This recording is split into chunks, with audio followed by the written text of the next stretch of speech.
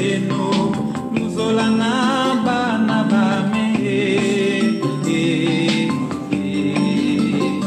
Galo Didi Komulu Faluame, Gele Afina Masedeno, Pasi Vonzengo Wazengo Ka.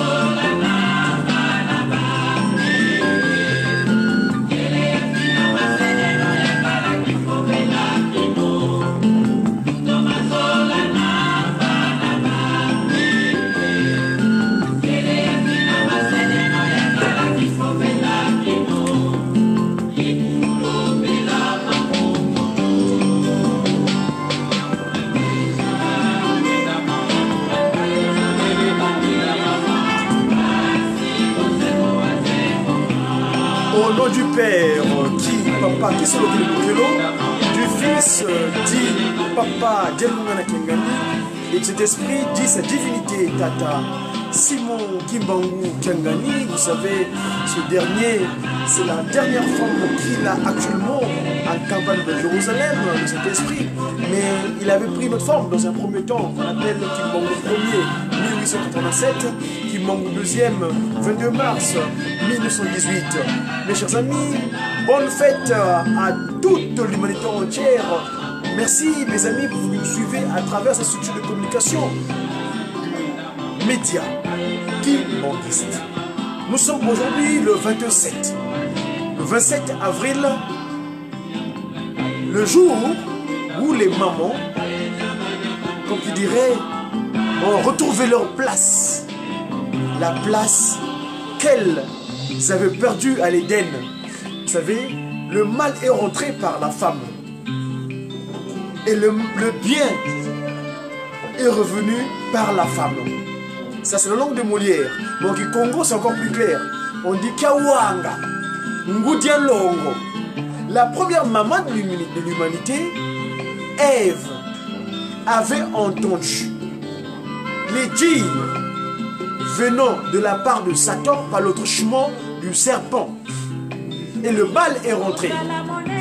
Parce que le serpent était l'animal qui a servi de pont, serpent, entre Chétan, Satan, Kadiampemba et l'humain. Donc, Kakakenge Ève, elle a entendu Wakawiding Kiawanga. C'est pourquoi le 27, c'est la date de sa victoire dans la fête divine.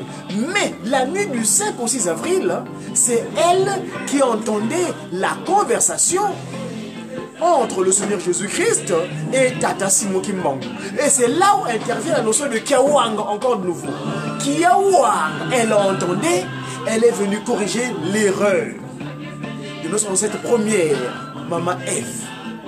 Et après avoir œuvré 59 ans dur, disons entre 1921 jusqu'à 1959, 27 avril précisément, tel que nous sommes aujourd'hui, qui est la date anniversaire de sa victoire. Parce qu'elle a tenu le flambeau, elle n'a pas lâché prise, malgré les sévices, malgré les tentations, malgré les tortures. Mais cette maman, cette dame, notre dame, la vraie dame de l'humanité, notre dame, Maman Marie, la mère de Jésus-Christ, Maman Marie, la mère de Seigneur Jésus-Christ, devenue nouveau sous terre, un à 5 mains, Papa Djelungana Kengani.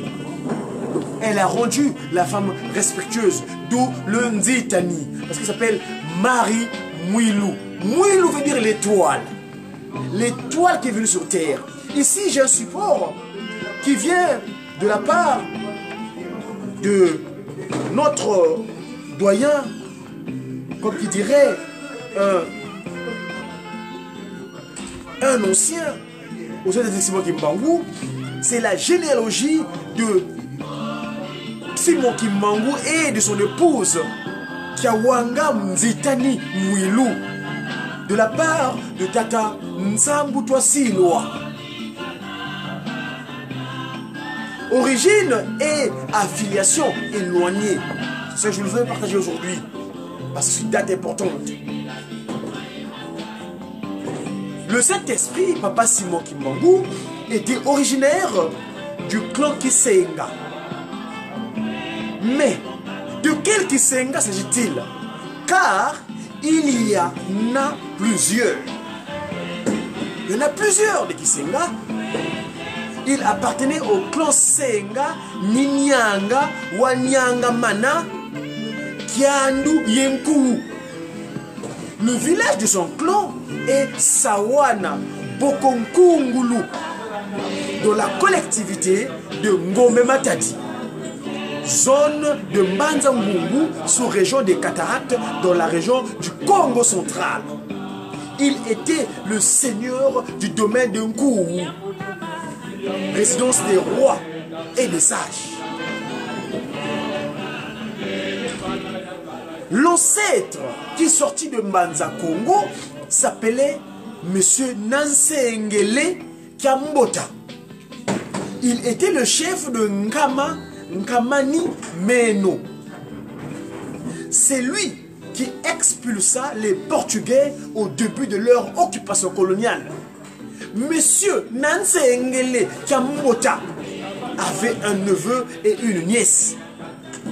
Le neveu qui était l'aîné s'appelait Senga et la nièce s'appelait Mfulu. Après avoir quitté Mbanza Congo, le royaume qui est aujourd'hui la Mbanza Congo, donc au Congo Angola,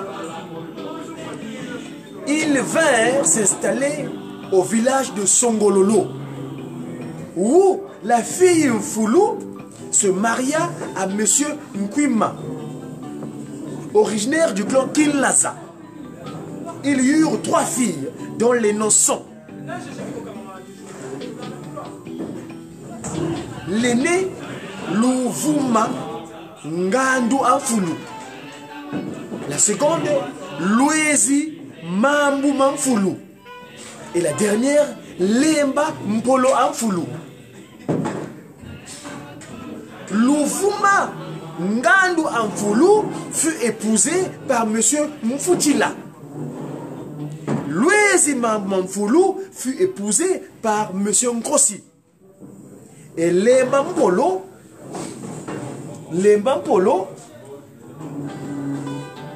Amfulu fut épousée par Monsieur Mfulama.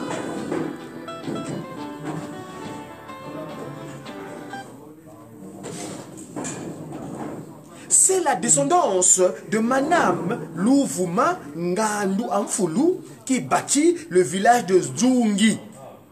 Celle de Madame Louezi Mambu Mamfulu bâtit le village de Botongo.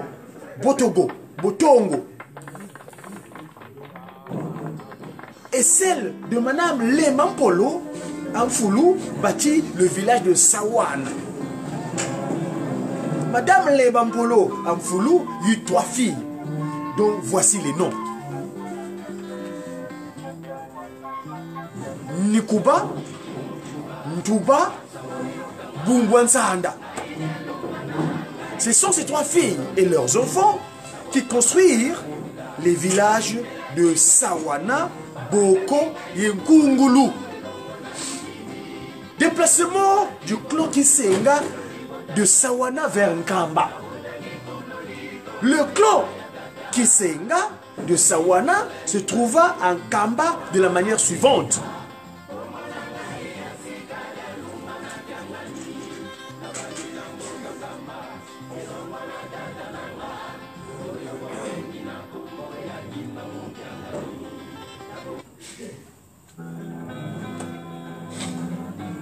Le clan Kisenga de Sawana se trouvant en Kamba de la manière suivante, comme je disais tantôt. Madame Boubou Nesanda était la dernière née des filles. Elle eut 3 enfants. La dernière de sa famille fut aussi une fille. Elle s'appelait Mwilo Angondi Mampiku. Dans la famille et la descendance de Madame Boubou Nesanda, il y eut des graves problèmes dus aux multiples maladies et décès. Ils jugèrent bon de se rendre auprès du divin Ngombo Amasangi afin de connaître les causes de ces calamités. Arrivé auprès de ce consultant, celui-ci leur désigna le coupable et leur demanda en retour beaucoup d'argent. Comme ils n'en avaient pas, ils lui laissèrent une de leurs sœurs en attendant qu'ils aillent réunir l'argent nécessaire à Sawana. Cette sœur qu'ils lui laissèrent s'appelait Madame Mwilu Angondi Mampiku, grand-mère de Tata Simo Kimbangu. Lorsque le chef de famille revint plus tard à Masangi auprès du défunt Ngombo pour payer la dette et récupérer sa sœur, le divin lui répondit en parabole: je n'avais pas intérêt à garder des moutons chez moi. Puis il poursuivit: j'ai déjà vendu votre sœur en Kamba. C'est là qu'on l'a épousée. Elle est enceinte et c'est là qu'elle enfantera. C'est ainsi que le clan de Kisenga de Sawana se retrouva en Kamba. Le Seigneur avait donc tendu un piège en utilisant les traditions locales de ce moment-là. C'était sa volonté, car il voulait nous sauver et aussi sauver l'homme noir et opprimé du lieu où il se trouvait. Il voulait transformer le village Nkamba en cité de Dieu, Nkamba des peuples, Nkamba des races et Nkamba de toutes les langues. La cité de Dieu qui est la nouvelle Jérusalem, là où s'assembleront les races et toutes les langues de l'humanité entière.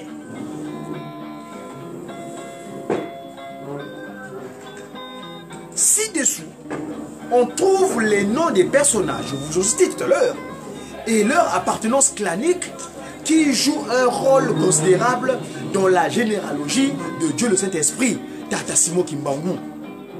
Certains sont des contemporains, d'autres sont des grands-parents. Ces personnages sont regroupés selon les clans et les villages auxquels ils appartiennent et où ils sont originaires. Ce sont suivants: Monsieur Ndompaoulu Nsengi Mandimba, Monsieur Kouyela et Madame Kimpana qui était du clan Lazampangu de Nkamba. Monsieur Mouemoué Anoudi qui était du clan Kingoyo de Nkamba. Madame Ntouba, Madame Touba Nkusu et sa fille Marie Mwilu Kiawanga étaient du clan Kinzinga de Kingombe. Monsieur Mfuka qui était du clan Lazampangu de Lukengo. Il était le gardien des lieux. Madame Louezi Wafuemina qui était du clan Kisenga de Sawana. Monsieur Ndompetolo Makaya Mayuma et le Saint-Esprit Tata Simo Kimbangu était le dernier né et le chef du clan Kisenga de Sawana. La généalogie du Tata Simo Kimbangu, Dieu le Saint-Esprit, trouve sa source au sein des 3 familles qui ne devinrent plus qu'une. Les sources familiales sont matriarcale, disons. La première famille fut celle de Madame Mwilu Ankondi Mambiku du clan Kisenga. Cette famille était originaire du village Sawana. Maman Mwilu Ankondi Mambiku se marie à Monsieur Ndompaoulu Nsingi Mandima et eurent 3 filles, Mwimindabu, Kinzembo et Louezi. Donc 3 filles, Maman Mwimindabu, Maman Kinzembo et Maman Louezi. La seconde famille fut celle de Maman Kimpana du clan Lazampanzu, originaire du village Nkamba. Elle se maria avec Papa Moué Andoudi et eurent 3 enfants. Ces enfants sont Tata Kouyela, Tata Koumbessa et Madame Louyalou. La 3e famille fut celle de Madame Touba du clan Zinga, originaire du village Kingombe. Elle se maria avec Papa Mfuka et eurent 2 filles, Mwilu Kiawanga Marie et Nkwakiadi.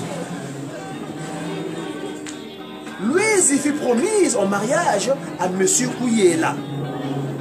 Ils se marièrent selon les rites coutumiers et eurent un enfant à qui ils donnèrent le nom de Simon Kimbangu. Plus tard, Madame Louise mourut et Kouyela resta veuf. Au domicile de la 3e famille, Monsieur Mfuka aussi mourut et Madame Touba resta veuve. La mort de Louezi fut surprenante. Comme nous le relatons, Louezi revenait des champs de Mpumbu. Elle mit l'enfant Simon Kimbangu au dos de Maman Mbonga, qui était presque sa nourrice. Elle mourut peu après, sans avoir été malade. L'enfant orphelin fut pris en charge par Kinzembo, la sœur de la défunte. Maman Kinzembo, la sœur de Maman Louise. Pendant sa croissance, le jeune Simon Kimbangu habitait à tour de rôle chez sa tante Kinzembo, chez son père Kouyela et chez son cousin Ndompetelo Batamiambongo. Il fut ensuite élevé dans la maison de son père Kouyela où vivait Maman Touba.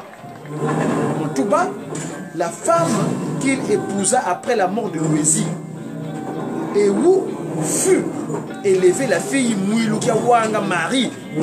C'est ainsi que le Saint-Esprit, Tata Simon Kimbangu donc, et Mwilu Bari furent élevés ensemble jusqu'à la mort de Tata Kouyela. Les sœurs du Saint-Esprit, Tata Simon Kimbangu, furent les enfants des 2 sœurs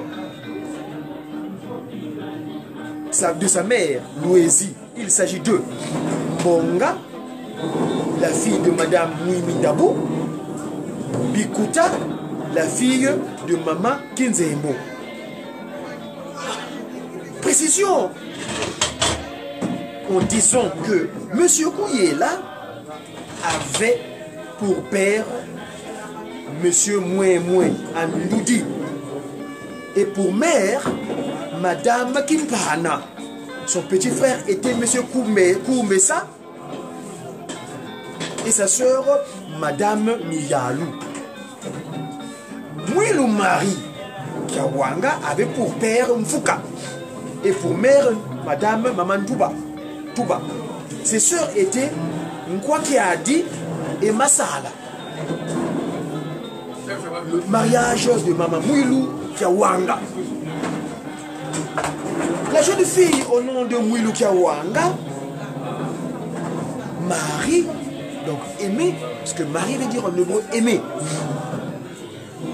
fut épousée pour la première fois par M. Ndompetelo Batamiambongo, cousin de Tata Simon Kimbangu, cet esprit.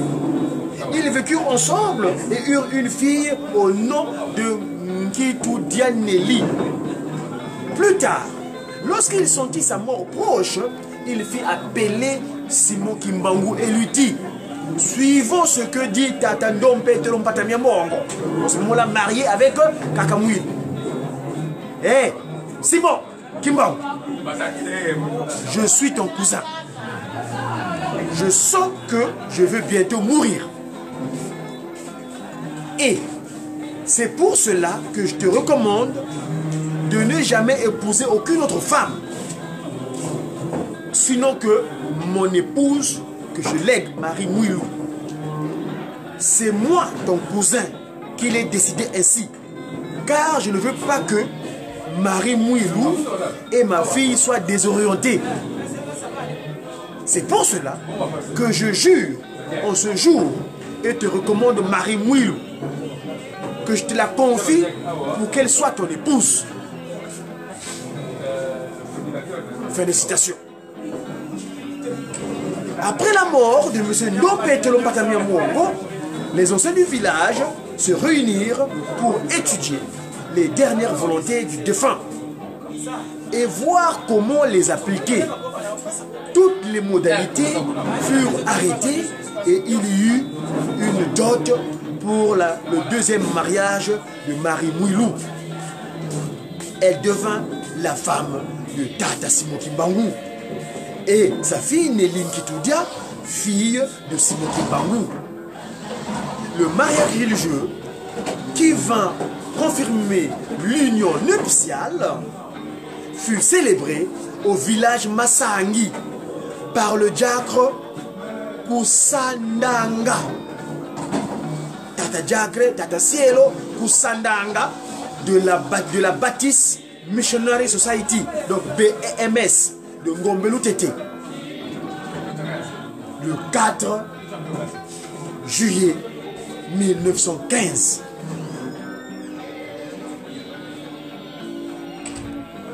Tout ce que le Saint-Esprit, Tata Simon Kimbangu, fit était justifié et ses actes étaient toujours appréciés par ses contemporains.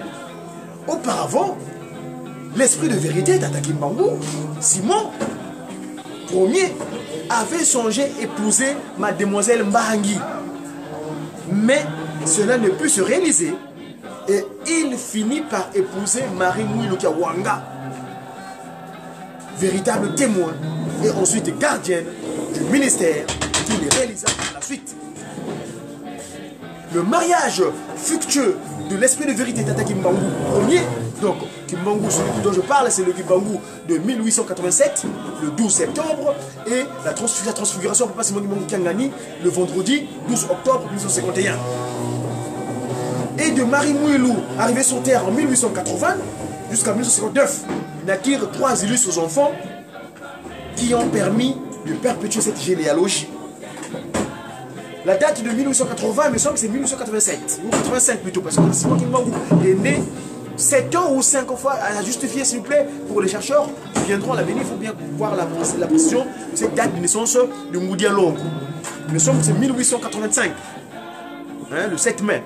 Mais il faut que je regarde ma documentation pour vous donner une autre précision, parce que ici, j'ai mon grand frère, Papa Ené Siangani, qui a écrit un livre à ce propos, qui précise que Kakagawanga était né au mois de mai. Évidemment, le mois ne change pas, mais l'année semble être à préciser. Ça peut permettre, donc les éphémérides de dates, donc on a indiqué ici que Ngoudia Longo était arrivé sur terre le 7 mai 1885, d'après le document que papa, grand frère Moutanabiso Tatansiangani a écrit. Alors, descendance, donc la postérité, je voulais dire, donc Nkuna, Nkuna, descendance, alors, Tata Simon Kimbangu et Marie Mouilou Kiawanga eu ce qu'on appelle, parce que les puissances, la puissance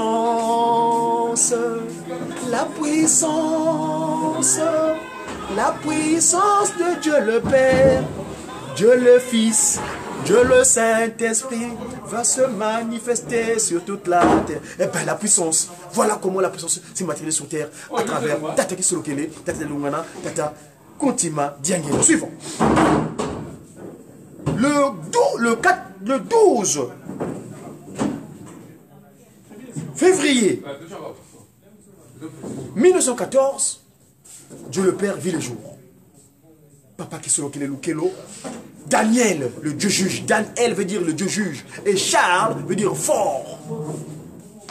2 ans plus tard, le 25 mai, le Christ décidait de reprendre son place sur terre.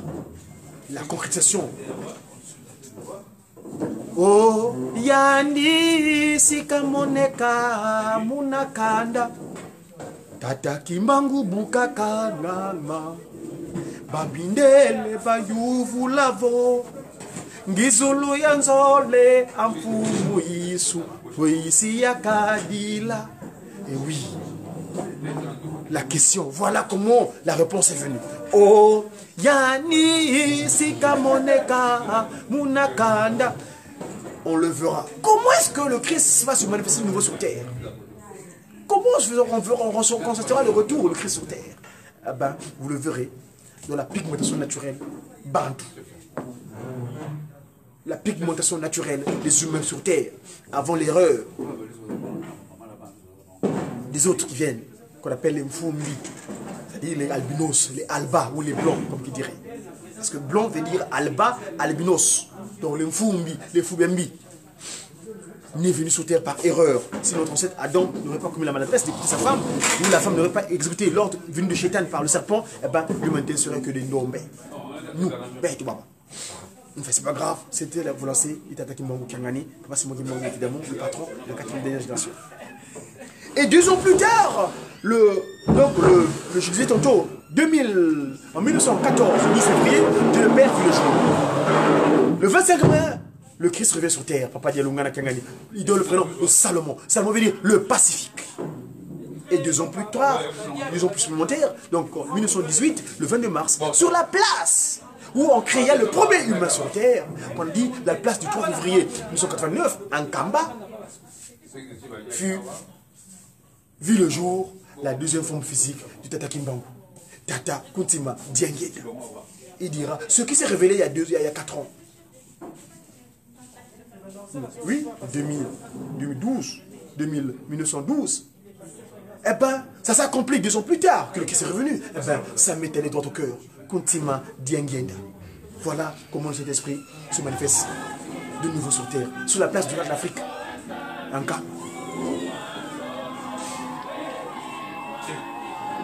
C'était un 22 mars 1918. Voilà mes amis, comment Ngoudian Longo, cette étoile qui a précédé l'humanité entière, se manifesta sur terre jusqu'à ce que nous ayons ce que nous avons aujourd'hui. Voici ici la postérité des 3 glorieux. Ils sont 30.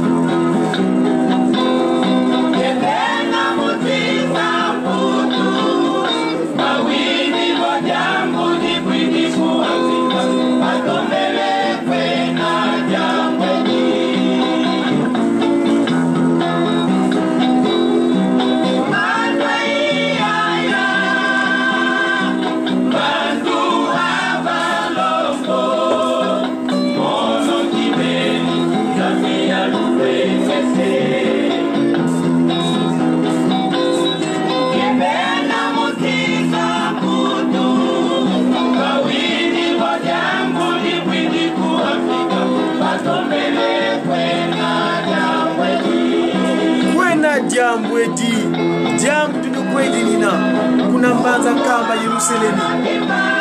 Mes chers amis, nous continuons à vous faire partager ces moments de l'histoire de Tata Kimbangu, parce que nous disons qu'aujourd'hui c'est un jour spécial.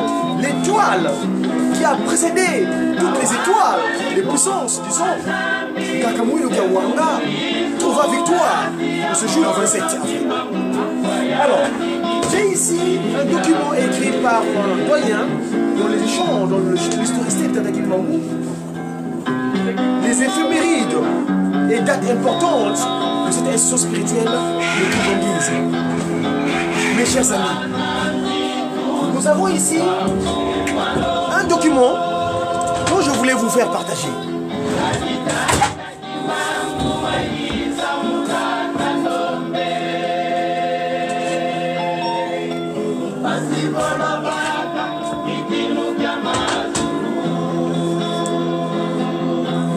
Ce document dit quoi? Qu'est-ce qu'il stipule? Les éphémérides du Kimbanguisme.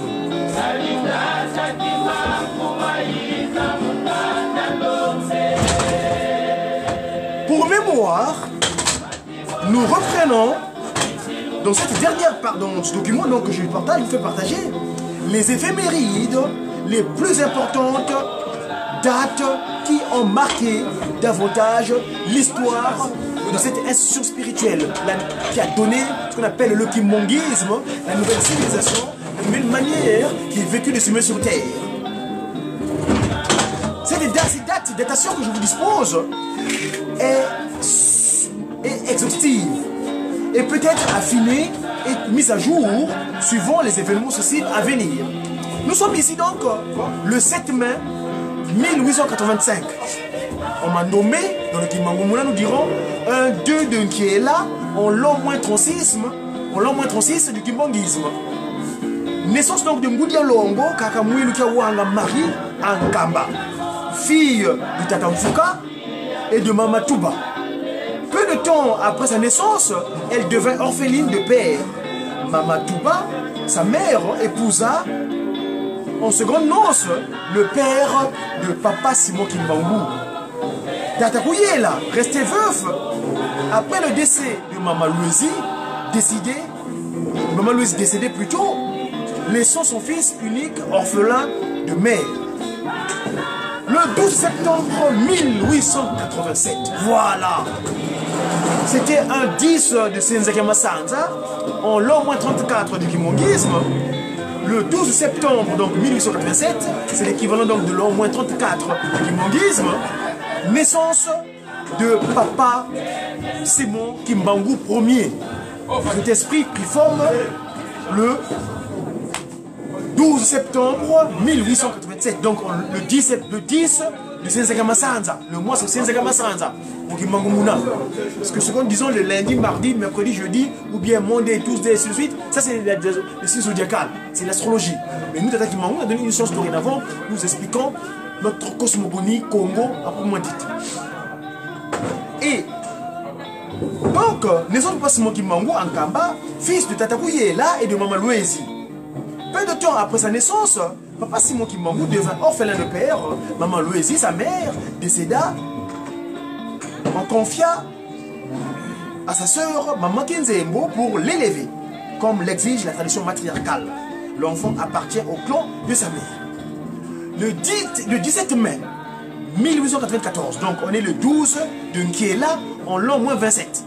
Papa Simon Kimbangu avait 7 ans.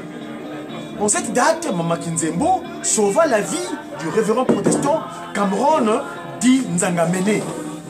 Pourchassé par les habitants de Mbanzalemba, le révérend Cameron était le chef de la station de la mission protestante de Ngombelu Tete, fondée par le révérend Cambert en 1885.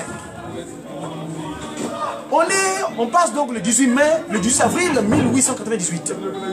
On est donc le 13 de Kitombo en l'an moins 23. Mort de Tata Kouyela. Tata Kouyela est décédé un 13 de Kintombo en l'an moins 23. Donc l'équivalent de le calendrier grégorien décidé par le pape Grégoire, l'équivalent du 18 avril 1898, autrement dit 1898. Donc le père de Papa Simon Kimbangu, il est là, meurt. Et dans ce moment-là, Tata Kimbangu a 11 ans. 15 juillet 1915. Donc, on est le Kimbangu Mouna, c'est le 11 de Sivu, en l'an moins 6 du Kimbanguisme. Baptême de Tata Simon Kimbangu et de Mamari Mouilou, Kiawanga, à la rivière Tombe, à Voula, de la mission protestante de Ngombe Lutete. Leur mariage religieux fut célébré la veille à Massangi. Maman Mikala, qui devint sa collaboratrice sacerdotale de sacerdoce, le 7 mai 1921 fut aussi baptisé le même jour. Le 17 mars 1921, équivalent donc du 11 Kundi Kanene, l'an 0 du Kimbanguisme. Papa Kimbangu retourne en Kamba après son séjour infructueux à Léopoldville. Le Seigneur, revenant à sa charge, lui fixa une rencontre cruciale pour le début ultime de sa mission. 18 mars 1921, l'appel du Seigneur est plus insistant. Descendant en Kamba, le Seigneur rencontra effectivement Papa Simon Kimbangu et lui offrit le vêtement appelé Kolowa. Kolowa, s'il vous plaît, pour votre information, Kolowa, ça veut dire ce qui dure éternellement et sans fin ni usure. Voilà. Donc, on est donc le 18 mars 1921, le Christ Jésus descend en Kamba pour recommander à Papa Simon Kimbangu, tu es disposé maintenant de cette voiti Kolowa Kansundidi. Donc, ce vêtement dure éternellement, donc ce qui dure éternellement et sans fin ni usure. Tata Touramana était le témoin oculaire de cette scène. Il ordonna de commencer immédiatement son œuvre. 6 avril 1921, guérison de Mama Kantondo du village de Ngombe Kinsuka par Papa Simon Kimbangu en lui imposant les mains après une courte prière. C'est le début officiel de la nouvelle civilisation sur terre, le Kimbanguisme. La puissance de Tout-Puissant se manifesta dans cette contrée. 5 mai 1921. Donc l'équivalent du premier qui est là, en l'an 0, le Mvuatuku. Donc 1921, c'est le commencement, Mvuatuku. Un qui est là, Mvuatuku. Donc 5 mai, c'était le premier, nous l'équivalent c'est le 1er mai, c'est le premier qui est là plutôt, mais dans le monde calendrier grégorien, c'est le 5 mai. Première visite des pasteurs protestants de Ngombe Lutete en Kamba. Les révérends Jennings et Hilar s'y rendirent pour se rendre compte de la réalité de l'éveil spirituel de Kamba.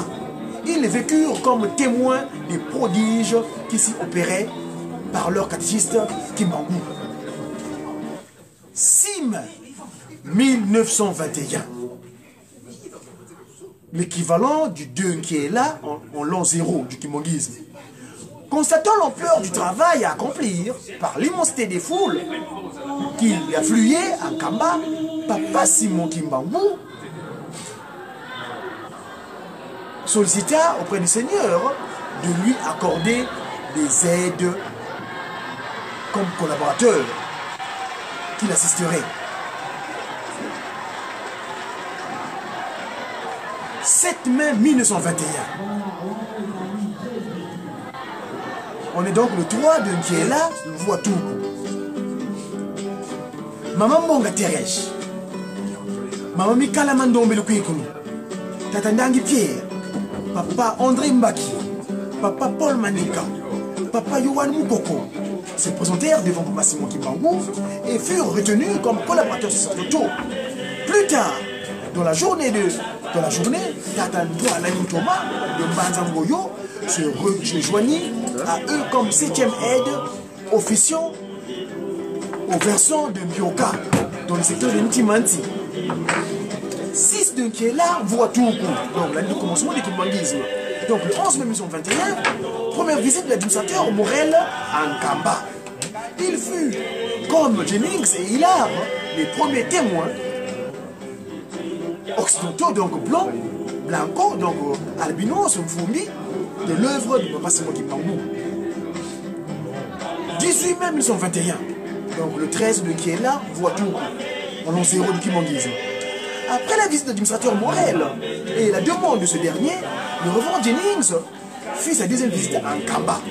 Ce fut au cours de cette dernière visite que les pasteurs protestants interdirent l'utilisation de leur cantique à Tata Simon Kimbangu, Papa Mukoko Yohan, pour leur faire comprendre la puissance de Dieu, capta la première chanson kimbanguiste, Amake Samandungini, nous voit témoigner nous, quoi nous sambunoa, nous voit témoigner nous. Voilà.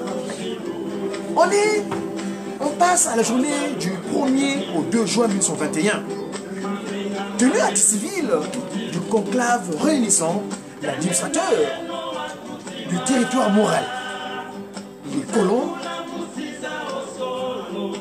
les protestants et les catholiques, les commerçants et les journalistes afin d'étudier comment mettre fin par toutes les voies, donc les moyens de l'œuvre de naissance de Tata Kimbangu. 6 juin 1921. À l'issue de ce conclave, l'administrateur Léon Morel fut chargé de procéder à l'arrestation immédiate de Kimbangu et de tous ses collaborateurs.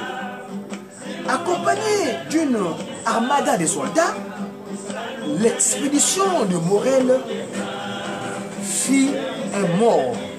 La victime de ce commando fut un enfant dont la mère s'appelait Nyongwa, du village de Kilwa, circonscription de Kiana.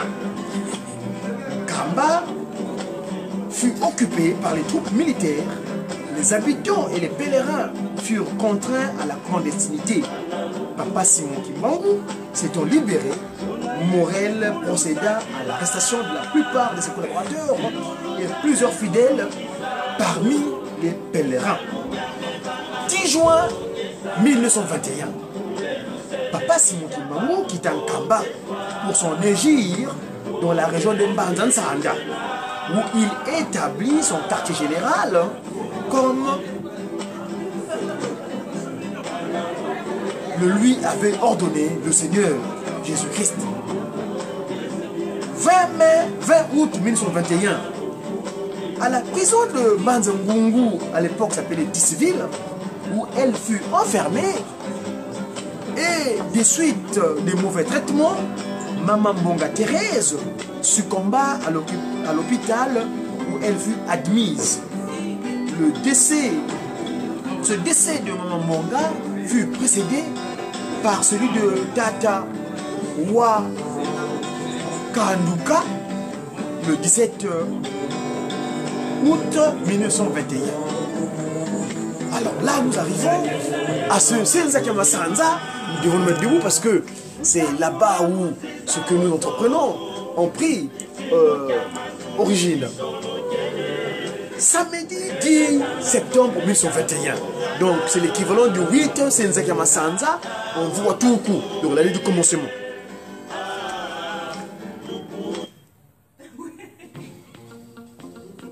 Retour donc de Tata Simon Kimbangu. 10 septembre 1921, Papa Simon Kimbangu, l'esprit de vérité, décide de rentrer.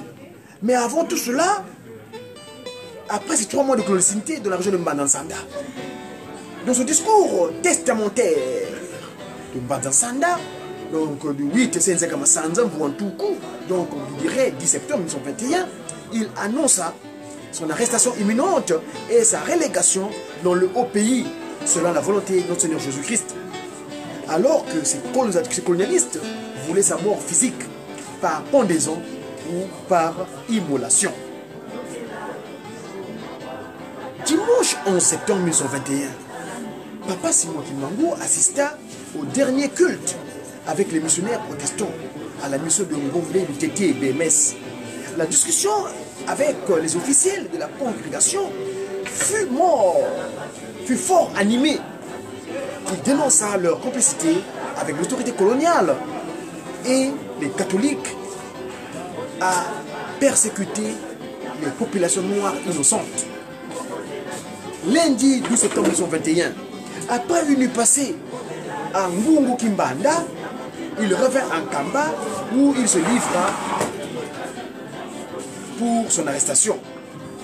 Dans le cours de l'après-midi, vers la fin de la journée, l'adjudant donc procéda à son arrestation. Jeudi 15 septembre 1921, un détachement de la force publique conduit par l'adjudant à Neuze se rendit en Kamba et procéda aux arrestations de Maman Mouilou, Mama Kinzembo, Tata Mfinangani, Tata Nzungu, ainsi que les enfants de Papa Simon Kimbangu, Papa Charles Sulukele Lukelo. 7 ans.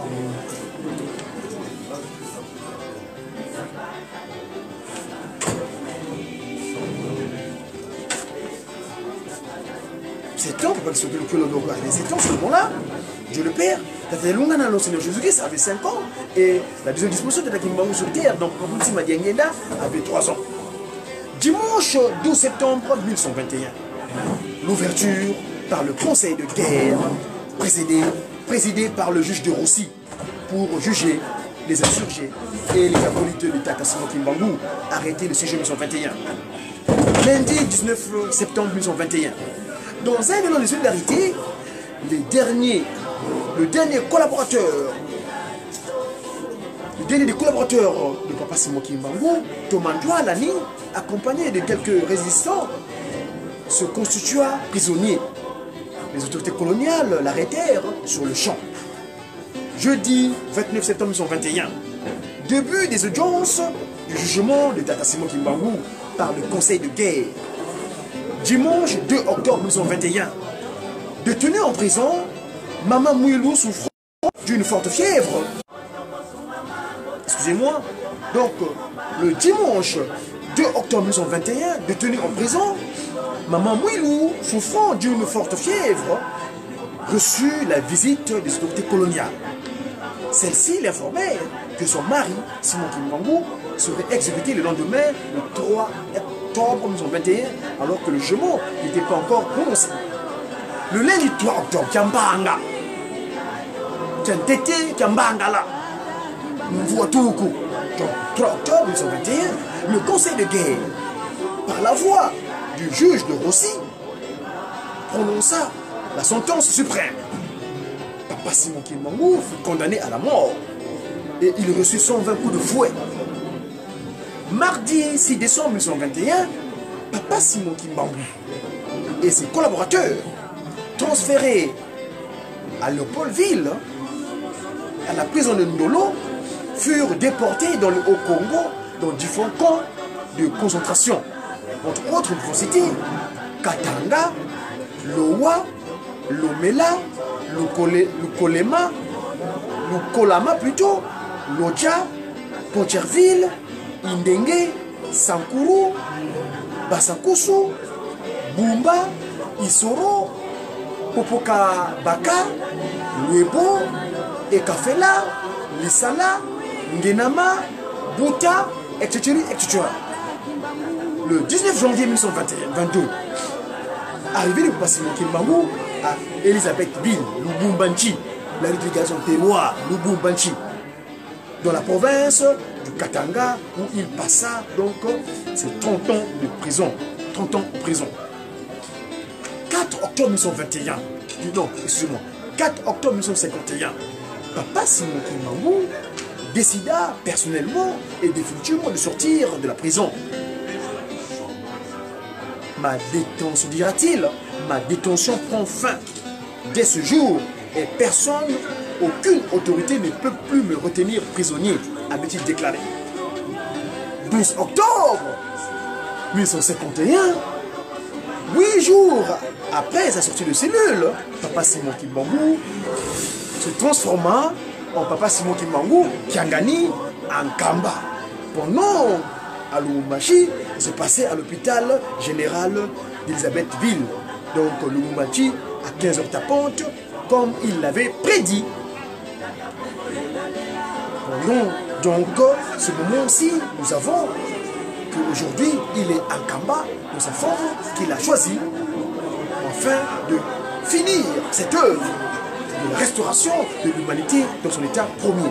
Donc, le 29 juillet 1952, apparition de Papa Simon Kimbangu auprès de ses disciples, relégué à Loa. Il était 7 heures du matin durant son séjour d'une semaine.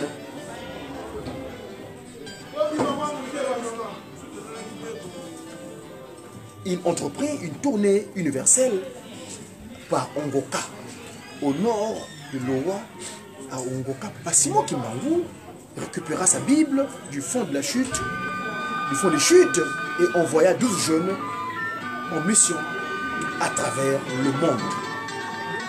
29 juillet 1958, accident mortel dont avait été victime sa deuxième disposition physique, Papa Dikuti Madiangela Joseph, sur la route du Tisfil Matadi, qu'on appelle Kunda Masangu, autrement dit dorénavant Lou Kolu dans le Congo central. Il se rendait à Boma pour aller rendre visite à son frère Tata, qui est mon modèle politique, Dieu le paie. A très bientôt, on continuera la suite, si moi vous le veux bien, à la date du 12 avril 1909, 17 jours avant sa transformation. Papa Maman Mouilou Kiawanga, dont célébrons la fête aujourd'hui, posa son dernier acte en tant que chef spirituel de la future église qui s'organisait. Elle procéda à la remise des cartes au premier catéchiste kimoniste lors de sa cérémonie, à Kamba. Voilà. C'était ainsi que je termine, parce que il n'y a pas la bénédiction tout à l'heure de on va occuper la spécificité. Le lundi 27 avril, pour ne pas finir, je dis de 1959, la gardienne du temple, après 38 ans de relégation endogène et d'une vue spirituelle bien remplie, Maman Mouilou s'en était allée rejoindre son mari dans le royaume céleste. Ses obsèques et son émotion s'étaient déroulées à Ngombe Gensoka. Et là, nous avons célébré aujourd'hui les 60 ans depuis 15 ans. A tout à l'heure, mes amis. Merci. J'ai qui sa divinité. Tata Simon Kimbangu.